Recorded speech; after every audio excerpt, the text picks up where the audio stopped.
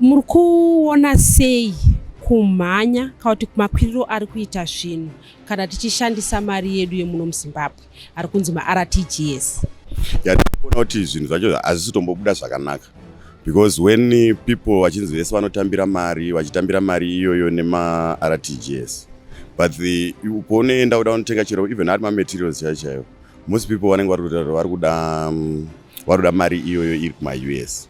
Then mumashops macho again you'd see kuti parate rinenge riripo at that time rinonzi official rate, it's not applying at all. Would say kuti kune mamwe ari especially informal sectors, they consider kuti kana uri kutotenga unototaurwa rate ye-black market rate.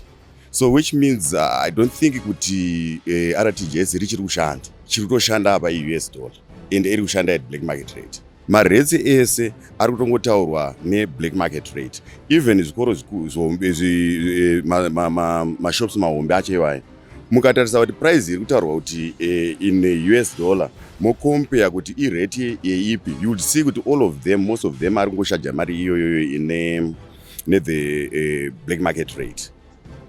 Even ma-school fees chaiwo you'd see kuti vari kutochaja more than the black market rate. Anokupa price in US dollar, okupa futi price in RTGS, and hapana ari kuprosecutor, because some of those schools anogona kunge atori ma-schools, ma-government schools, mamwe ma-council schools, but they are doing that openly and hapana action iri kutorwa. So you actually think no, it's better to just dollarize, because every person ari kunzi anofana kutambira those mari iyoyo achitambira in RTGS, but there's no way now yekuti anoishandisa kwese.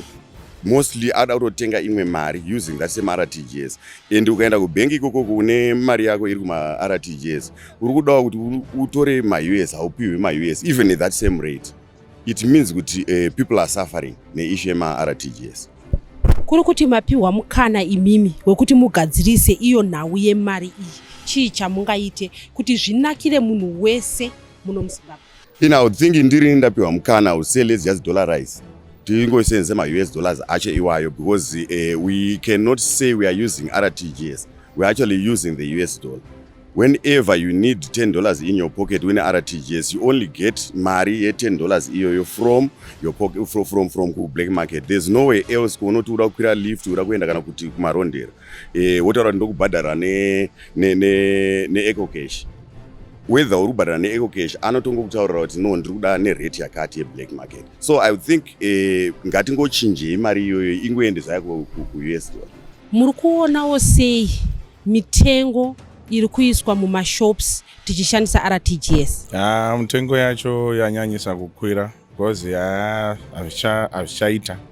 Chinhu chaunotenga nedhola unochinzwa chakunzi 17,000 kana chingotaura chero price, ende ma-prices acho haasisiri uniform.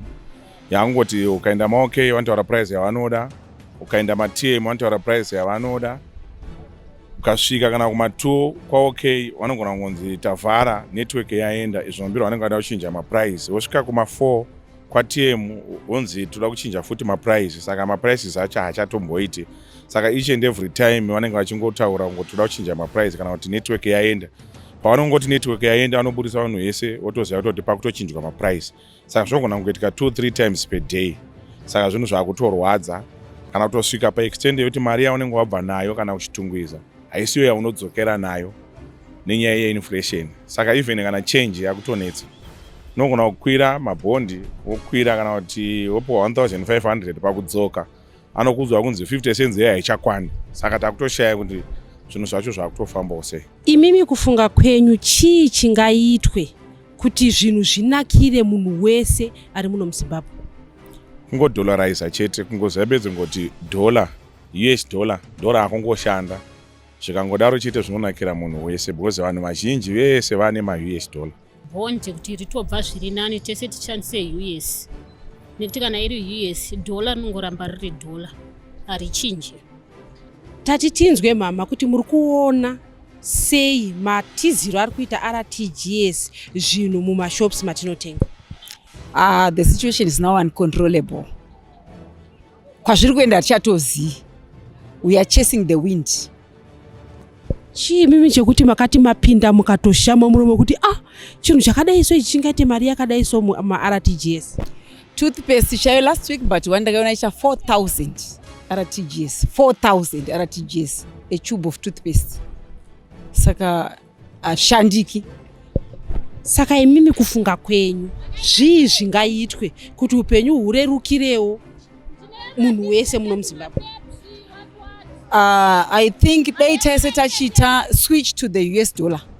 Totambira US dollar. Totenga ne US dollar. Because as we speak, tikutambira RTGS. Totenga ne US dollar. So it doesn't match. It's not telling it all. Pamusika mutema, imi munomboendawo here kunotenga mari uye munochida mari yekushandise chii kuti muri kuti ini ndoda kutenga chakati asi handikwanise kuchitenga ndichishandisa mari yandatambira? Pandakatotambira ipapa last week ndaida US dollar nekuti kwandaida unotenga kwaidiwa US dollar havadi RTGS. Ndeape mashoko amungade kutaura pamusoro pekumhanya kuri kuti RTGS uye kuti tingadii kuti zvitirerukire? Chinofanira kutoitwa ndochandataura kuti kana tati mashops emuZimbabwe totenga ne-US dollar, isusu totambira US dollar. Kana taisa RTGS yokontrolewa ofuchi azviite nekuti RTGS kuti ikontrolewe inokontrolewa nani? Kubank rate nezviri kuitika pamusika mutema hazvisi kumboenderana. Bank rate inenge ichitaura zvayo vari pamusika mutema ichitaura zvavo. Hazvisi kumbotenga mari mubank isu.